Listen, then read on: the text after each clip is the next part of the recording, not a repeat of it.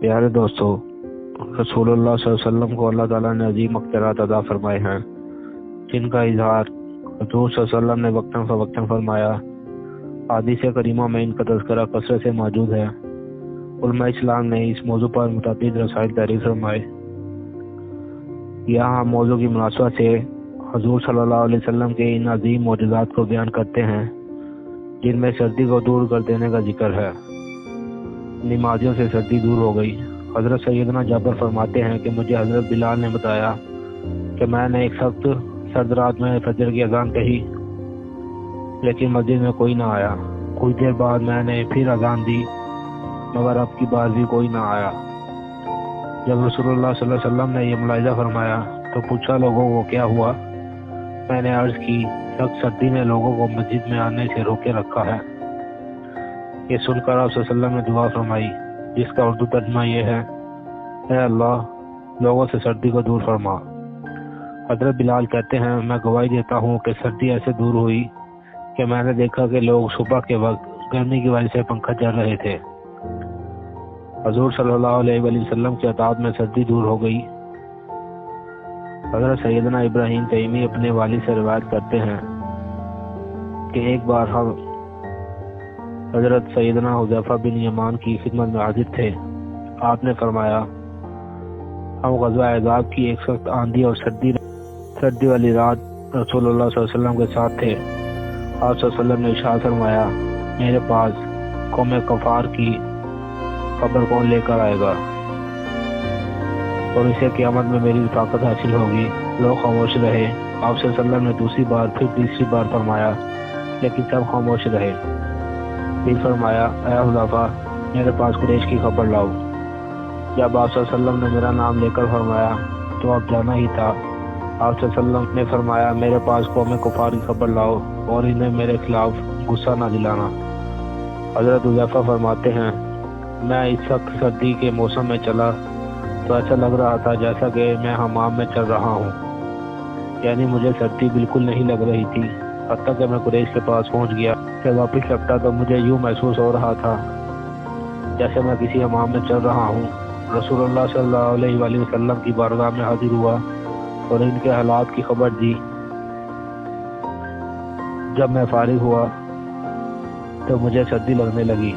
بس حضور صلی اللہ علیہ وسلم نے اپنا زائد کمبل، جسے اوڑھ کر آپ صلی اللہ علیہ وسلم نماز ادا کرتے تھے، مجھے اڑا دیا تو میں صبح تک سویا رہا۔ صبح رسول اللہ صلی اللہ علیہ وآلہ وسلم نے مجھے فرمایا، اے بہت سونے والے، اب اٹھ جاؤ۔ سردی میں گرمی۔ عبد الرحمن بن ابو العلا، حضرت ابو العلا رات کو حضرت علی کے ساتھ بیٹھ کر باتیں کیا کرتے تھے۔ حضرت علی گرمی میں سردی کا اور سردی میں گرمی کا لباس پہنا کرتے تھے۔ انہوں نے اس بارے میں حضرت علی سے سوال کیا تو آپ نے فرمایا، جنگ خیبر کے دن حضور صلی اللہ علیہ وسلم نے میرے پاس پیغام بھجوایا۔ مجھے اشوب چشم تھا۔ میں نے بارگاہ رسالت میں حاضر ہو کر عرض کیا، یا رسول اللہ صلی اللہ علیہ وسلم، مجھے آشوب چشم ہے۔ حضور صلی اللہ علیہ وسلم نے میری آنکھوں میں اپنا لعاب ڈالا، پھر دعا کی، اے اللہ، علی سے سردی اور گرمی دور کر دے۔ حضرت علی نے فرمایا، اس دن کے بعد سے مجھے نہ سردی لگتی ہے اور نہ ہی گرمی۔ اللہ پاک ہمیں اپنے پیارے رسول صلی اللہ علیہ وآلہ وسلم کی سچی محبت نصیب فرمائے۔ یقین مانیے، رسول اللہ صلی اللہ علیہ وسلم نے اللہ پاک کی اطاعت سے جس قدر بطور معجزہ لوگوں سے سردی کی شدت کو دور کر دی۔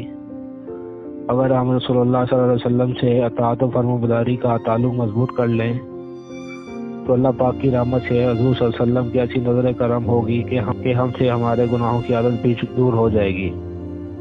جیسا کہ مسند امام احمد کی ایک روایت میں ہے، حضرت ابو امامہ رضی اللہ تعالیٰ عنہ سے مروی ہے کہ ایک نوجوان نبی کریم صلی اللہ علیہ وسلم کی خدمت میں حاضر ہوا اور عرض کیا، یا رسول اللہ صلی اللہ علیہ وسلم، مجھے زنا کرنے کی اجازت دیجیے۔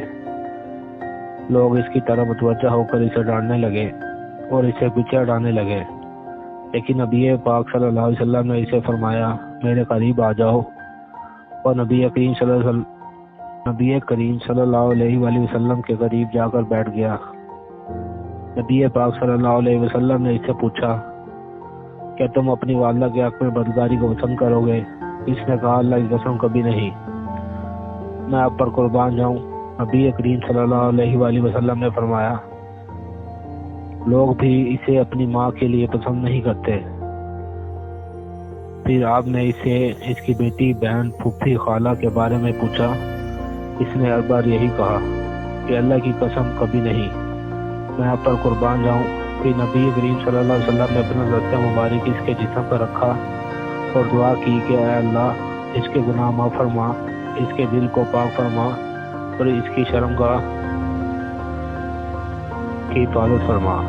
راوی کہتا ہے کہ اس کے بعد اس نوجوان نے کبھی بھی کسی گناہ کی طرف توجہ بھی نہیں کی۔